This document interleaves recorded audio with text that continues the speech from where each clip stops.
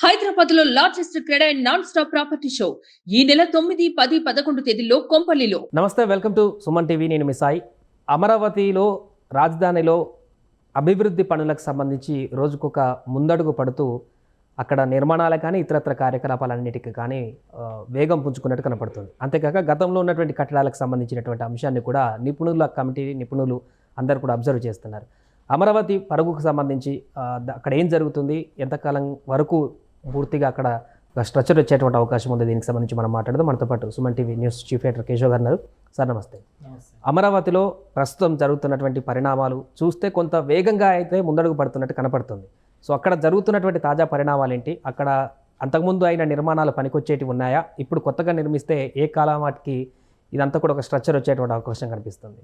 అమరావతిలో మొదటి దశ అంటే గత ప్రభుత్వం ఎక్కడైతే ఆగిపోయిందో 2019లో చంద్రబాబు నాయుడు గారి ప్రభుత్వం ఎక్కడైతే ఆగిపోయిందో అక్కడి నుంచి ఇప్పుడు పనులు మొదలు పెట్టాల్సినటువంటి పరిస్థితి. ఎందుకంటే గత 5 ఏళ్లలో ఒక అంగుళం కూడా పని జరిగినటువంటి పరిస్థితి లేదు.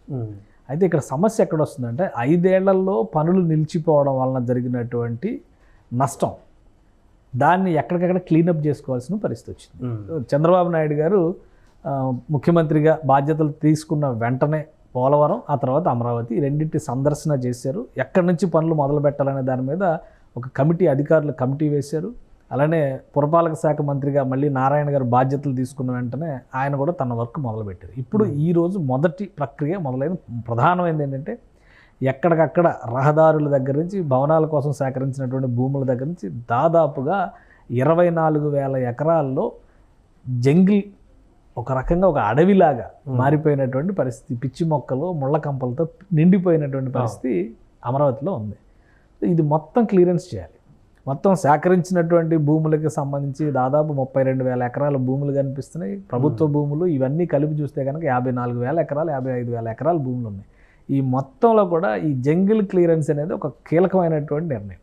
దానికి అంకురార్పణ జరిగింది. అమరావతి ప్రాంతంలో పూజ చేసి పురపాలక శాఖ మంత్రి, పట్టణాభివృద్ధి శాఖ మంత్రి నారాయణ గారు పనులు మొదలుపెట్టారు. సో ఆ పని కనీసం 4 రోజులు జరుగుద్ది అనేది అంచనా. అంటే చూడండి ఎంత ప్రణాళికగా ఉండాల్సిందే. 37 కోట్ల రూపాయల టెండర్లో వేసి ఎన్సీసీ కంపెనీ దాన్ని దక్కించుకుంది. అంటే అధికారం వచ్చిన వెంటనే మొదలు పెట్టారు కదా, ఆ పనులు ఏంటంటారు? చంద్రబాబు అధికారంలోకి వచ్చినటువంటి రిజల్ట్ వచ్చిన తర్వాత నుంచి అక్కడ పోక్లైన్లు పంపించారు. రిజల్ట్ వచ్చిన మొదటి రోజున చేసినటువంటి ప్రక్రియ ఏంటంటే సీడ్ యాక్సిస్ రోడ్ అనేది క్లోజ్ చేసి ఉంది ఇంతకాలం. ఆ సీడ్ యాక్సిస్ రోడ్డుకి సరైనటువంటి దారి సగం వరకే దారి ఉంది, మిగతా దారి అంతా పట్టించుకోవాలి. అదంతా కూడా మొక్కలు పెరిగిపోయి ఉన్నటువంటి పరిస్థితి. ఒకవేళ చంద్రబాబు నాయుడు గారు అక్కడే ప్రమాణ స్వీకారం చేయడానికి నిర్ణయం తీసుకుంటే ఏం చేయాలనేటువంటి ఉద్దేశంతో ప్రధానంగా ఎంట్రన్స్ సందర్భంలో ఉన్నటువంటి కొంత జంగిల్ క్లియరెన్స్ అనేది చేశారు. అప్పటికప్పుడు హడావుడిగా రాత్రికి రాత్రి. ఒకవేళ చంద్రబాబు నాయుడు గారు ప్రమాణ స్వీకారం అక్కడ చేస్తారా, తిరుపతిలో చేస్తారా, విజయవాడలో చేస్తారా, ఇట్లా ఈ చర్చ అంతా జరిగింది. కాబట్టి వీటన్నిటిని దృష్టిలో పెట్టుకుని ఎక్కడ చేయాల్సిన అవసరం ఉంటుందని అధికారులు చేసినటువంటి అడ్హాక్ అరేంజ్మెంట్స్ అవి. కానీ అమరావతిలో అసలు పనులు మొదలు పెట్టడానికి కావాల్సినటువంటి ప్రణాళిక ఏంటంటే ఎక్కడెక్కడ ఆగిపోయినాయి వాటికి అప్పుడు, ఎందుకంటే చాలా వరకు టెండర్స్ క్లోజ్ అయిపోయినాయి. కాంట్రాక్టర్లు చేసినటువంటి వాళ్ళకి డబ్బులు రాక పెండింగ్లో ఉన్న వాళ్ళు కూడా చాలామంది ఉన్నారు.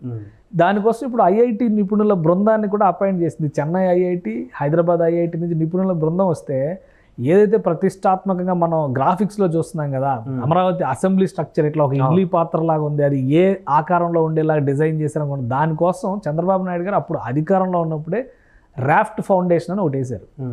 కింది నుంచి ఐరన్ ఇనుప కడ్డీలతో వేసినటువంటి బేస్మెంట్, అది పైకి వచ్చేసరికి కాంక్రీట్ రికార్డ్, అది గిన్నిస్ బుక్ రికార్డులో కూడా వెళ్ళింది. బహుశా అప్పుడు ఉన్నటువంటి ఒక్క రోజులో భారీ ఎత్తున కాంక్రీట్ ఫిల్ చేసి బేస్మెంట్ తయారు చేశారు దానికి.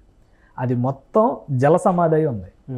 అలానే హెచ్ఓడి భవనాలు, హెచ్ఓడీలకి సంబంధించి ఇప్పుడు సెక్రటేరియట్ టవర్స్ కింద ఏవైతే చెప్తున్నారో అవన్నీ కూడా వాటికి సంబంధించి కూడా ఫౌండేషన్స్ అప్పుడే వేశారు. అవన్నీ నీళ్ళల్లో ఉన్నాయి. ఇప్పుడు ఐఐటి బృందాలు అక్కడ పడవల్లో ప్రయాణించి ఆ నీళ్ళల్లో మునిగినటువంటి ఆ పునాదుల్ని పరిశీలించారు. ఇప్పటివరకు అవి దాదాపు 4-5 ఏళ్ల నుంచి మరి ఆ నీళ్ల మధ్యనే ఉండడం వల్ల తుప్పు పట్టేసి ఆ ఇనుము ఎంతవరకు ఉంటుంది, స్ట్రెంత్ ఎంతవరకు ఉంటుంది, మళ్ళీ దానిపైన కన్స్ట్రక్షన్ చేసి అది నిలబడుతుందా లేదా.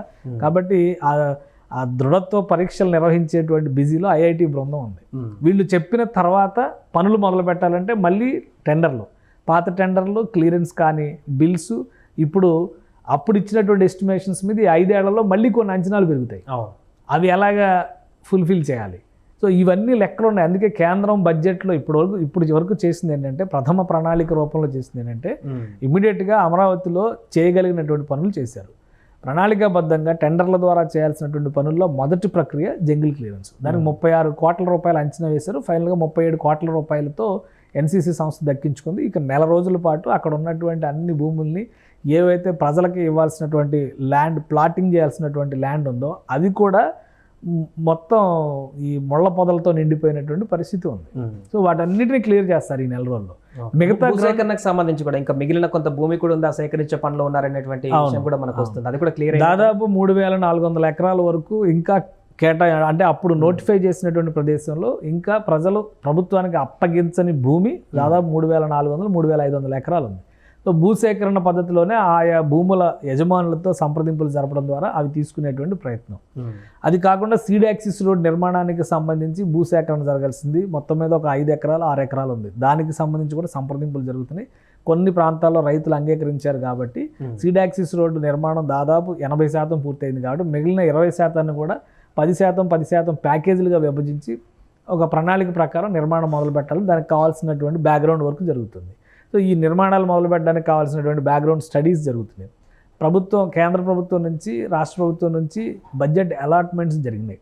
ఈ జంగిల్ క్లియరెన్స్ అనేటువంటిది ఒక ప్రధానమైనది. అది కంప్లీట్ అయితే అక్కడ ఒక ప్లాటింగ్ ఏరియా రెడీ అవుతుంది. ఆ ప్లాటింగ్ ఏరియాలో ఎవరెవరికి ఏ ప్లాట్లు ఇవ్వాలి, ఎందుకంటే వాటికి ఎమ్యూనిటీస్ క్రియేట్ చేయాల్సిన బాధ్యత ప్రభుత్వానికి. రహదారులు, నీటి సరఫరా, కరెంటు సరఫరా, డ్రైనేజ్ వ్యవస్థలు, ఇవన్నీ కూడా ప్రభుత్వం, అవన్నీ కూడా మౌలిక వసతుల కల్పనలో భాగంగా వస్తాయి. చాలా వరకు విద్యుత్ సరఫరా కూడా అందులోనే వస్తుంది. ఇవన్నీ కూడా చాలా వరకు పెండింగ్లో ఉన్నాయి. కాబట్టి ఒక ప్రణాళిక ప్రకారం ప్రభుత్వం ముందుకు వెళ్తుంది. ఎక్కడైతే ఇమీడియట్గా రహదారి వ్యవస్థను మెరుగుపరచాలో అవన్నింటినీ ఐడెంటిఫై చేసి పనులు మొదలుపెట్టారు. రెండో వైపు నుంచి కేంద్రం నుంచి కానీ, రాష్ట్రం నుంచి కానీ, వివిధ రకాల ఆర్థిక సంస్థల నుంచి కానీ, మీరు గమనిస్తే ఈ 5 ఏళ్లలో ఎవరు అమరావతికి విరాళం ఇవ్వాల. ఇప్పుడు ఈ 2 నెలల్లో చాలామంది అమరావతికి విరాళాలు ఇచ్చారు. చదువుకునే విద్యార్థుల దగ్గర నుంచి పండు మొదలసైడ్ల వరకు కూడా మీరు అమరావతి నిర్మాణం చేయండి అని బంగారు గాజులు కూడా ప్రభుత్వానికి దానం ఇస్తున్నటువంటి పరిస్థితి ఉంది. ఎందుకంటే అక్కడ ఆకాంక్ష ఆ విధంగా ఉంది. రాజధాని నిర్మాణం అనేది జరిగితే రాష్ట్రానికి ఒక గ్రోత్ ఇంజిన్ తయారవుతుంది అనేటువంటి ఆలోచన ఉంది. దానికి తగ్గట్టుగా దాని రూపురేఖల్ని, సమగ్ర స్వరూపాన్ని మార్చే ప్రక్రియలో భాగంగా మొదటి చర్య కింద మనం దీన్ని చూడాల్సి ఉంటుంది. జంగిల్ క్లియరెన్స్ ప్రక్రియ కనుక పూర్తయితే ప్లాటింగ్ ఏరియా డెవలప్మెంట్ పైన ఫోకస్ పెట్టడానికి అవకాశం ఉంటుంది. రహదారి వ్యవస్థకు సంబంధించి పెండింగ్లో ఉన్న పనులను ఇప్పుడు ముందుకు తీసుకెళ్లేటువంటి ప్రయత్నం చేయాలి. అంటే ఏదైనా ఈ పనులన్నీ మొదలు పెట్టడానికి కనీసం 3 నెలల సమయం పడుతుంది. అవకాశం అయితే ఉంది, 3 నెలల సమయం పడ్డది. ఇప్పటివరకు జరిగింది ఏంటంటే ఎక్కడ ఆగిపోయింది, ఏ స్థితిలో ఉందనే దానిపైన అధ్యయనం మాత్రమే జరిగింది. ఇప్పుడు మొదలవుతుంది అసలైనటువంటి అంకురార్పణగా మనం చూడాల్సి ఉంది. ప్రభుత్వం ఆల్రెడీ 80% కంప్లీట్ అయింది, 85% కంప్లీట్ అయినటువంటి ఆల్ ఇండియా సర్వీస్ అధికారులు, ఎమ్మెల్యే క్వార్టర్స్, ఎమ్మెల్సీ క్వార్టర్స్, వీటన్నిటిని కూడా 9 నెలల్లో లబ్ధిగా అంటే వాళ్ళకి ఇవ్వాలనేటువంటి ప్రయత్నం చేస్తున్నారు. అది జరిగితే అది చాలా పెద్ద బృహత్తర యజ్ఞం అవుతుంది. అందుకని దానికి ఒక రకంగా ఇప్పుడు మనం చూస్తే ఆల్ ఇండియా సర్వీస్ అధికారులకు సంబంధించినటువంటి భవనాల సముదాయాల దగ్గర కూడా విపరీతంగా కంప చెట్లు పెరిగిపోయాయి. సో అవన్నీ క్లియర్ చేయాల్సినటువంటి అవసరం ఉంటుంది. కాబట్టి మొత్తం అమరావతి ల్యాండ్స్ అన్నింటిలో కూడా మొత్తానికి అమరావతి రైతుల కళ్ళల్లో ఆనందం కనిపించేటువంటి సందర్భం కింద దీన్ని చూడాల్సి ఉంటుంది. పనులు మొదలవుతున్నాయి. ఈ రోజు నుంచే అసలు సిసలు పనులు మొదలైనట్టు. ఇప్పటివరకు చేసినంత బ్యాక్గ్రౌండ్ కసరత్తు మాత్రమే. గ్రౌండ్ పైన పనిచేయడం అనేది ఈ రోజు నుంచి మొదలైంది. రాబోయేటువంటి రోజుల్లో ఇక నిర్మాణాలు, కూలీలు బోళ్ళంతమంది వస్తారు. ఎందుకంటే లాస్ట్ టైం మనం చూసాం కనీసం 10,000 మంది అక్కడ నిర్మాణ ప్రక్రియలో పాల్గొన్నటువంటి పరిస్థితి. రకరకాల నిర్మాణాలు, వెలగపూడి సెక్రటేరియట్ దగ్గర నుంచి, రహదారి వ్యవస్థల దగ్గర నుంచి, డ్రైనేజ్ వ్యవస్థల దగ్గర నుంచి అనేక నిర్మాణాల్లో 1000 మంది పాల్గొన్నారు. రైతు కూలీలకు కూడా ఈ టిట్కో ఇళ్ళు ఇస్తాం మేము అనేటువంటి మాట చెప్తున్నారు. అంటే నివాస అవకాశం ఉన్నప్పటికీ కూడా గత ప్రభుత్వం నిర్లక్ష్యం ఫలితంగా అది నివాసయోగ్యం కాని ప్రదేశంగా మారిపోయింది. చీకటి పడిన తర్వాత అటు వెళ్ళాలంటే జనం బెంబేలెత్తే విధంగా అక్కడ కరెంటు కూడా లేకుండా అసలు స్ట్రీట్ లైట్స్ కూడా ఆపేసినటువంటి దురవస్థ గత ప్రభుత్వ హయాంలో చూసాం. ఇప్పుడు అవన్నీ ప్రక్షాళన చేసుకుంటూ వచ్చారు ఈ 2 నెలల్లో. ఇప్పుడు యాక్చువల్ గ్రౌండ్ వర్క్ అనేది మొదలైంది. బహుశా ఇక్కడి నుంచి ఇంకా ఈ ఊపందుకోవడానికి అయితే అవకాశాలు చాలా మెండుగా కనిపిస్తున్నాయి.